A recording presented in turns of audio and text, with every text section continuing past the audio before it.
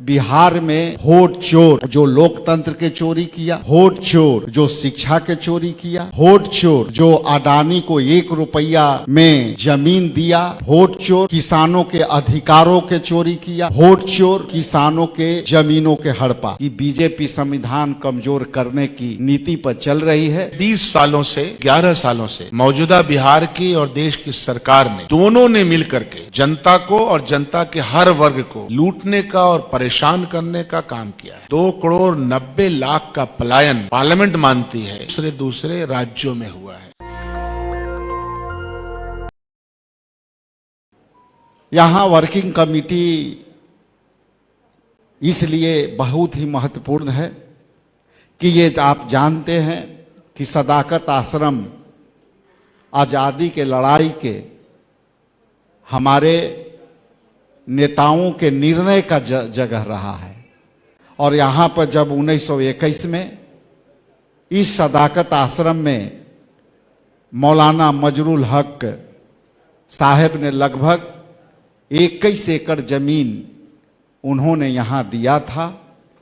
और वे जमीन आज कह सकते हैं कि अंग्रेजों के आज़ादी के लड़ाई के लिए यह भूमि पवित्र भूमि रही है।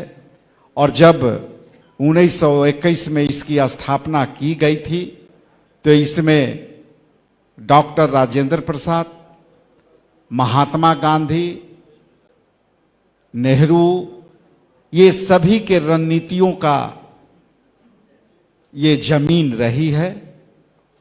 और ये यहाँ के रणनीति के तहत चंपारण की धरती भी बापू को बापू बनाया, गांधी बनाया।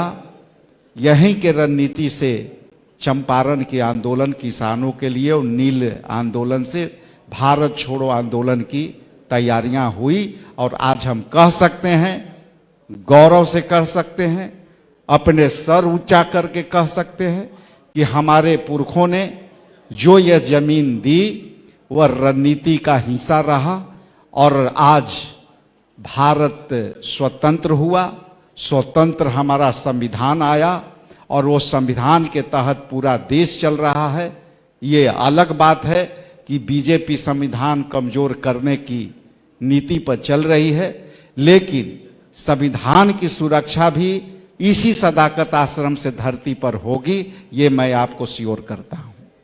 मैं अंत में ये जरूर कहूंगा कि CWC विस्तारित वर्किंग कमेटी का बैठक यहाँ होना एक बिहार में वोट चोर जो लोकतंत्र के चोरी किया, वोट चोर जो शिक्षा के चोरी किया, वोट चोर जो अडानी को 1 रुपया में जमीन दिया, वो किसानों के जो है हक के चोरी किया। वोट चोर मतलब किसानों के अधिकारों के चोरी किया। वोट चोर मतलब जो है किसानों के जमीनों के हड़पा। इसलिए ये सदाकत आश्रम के धरती से जब वर्किंग कमेटी विस्तारित होगी तो हम सभी विषयों पर चर्चा कर करके और हम पूरे देश को संदेश देंगे, मार्गदर्शन देंगे कि देश में किस तरह की लड़ाइयां जारी होगी। कि पिछले 20 सालों से और पिछले 11 सालों से मौजूदा बिहार की और देश की सरकार ने दोनों ने मिलकर के जनता को और जनता के हर वर्ग को लूटने का और परेशान करने का काम किया है। इन परेशानियों से, इस लूट तंत्र से, इस चोरी के विधा से अगर निकलना है तो हम सब लोगों को इसमें काम करना पड़ेगा।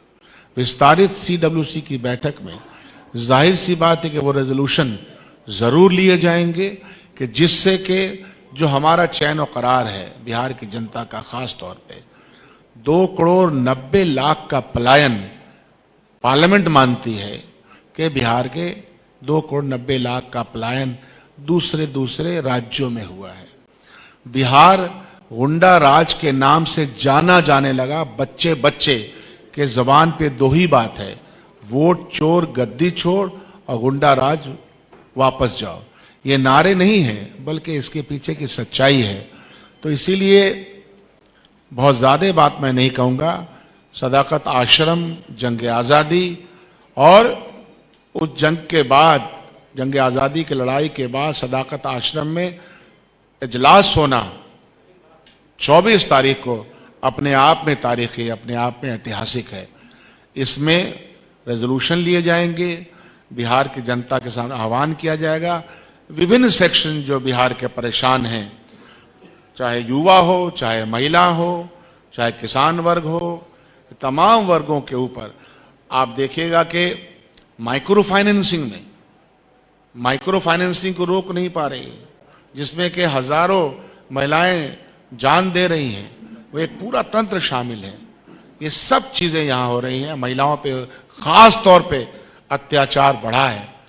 आपके सामने वो सारे उदाहरण हैं।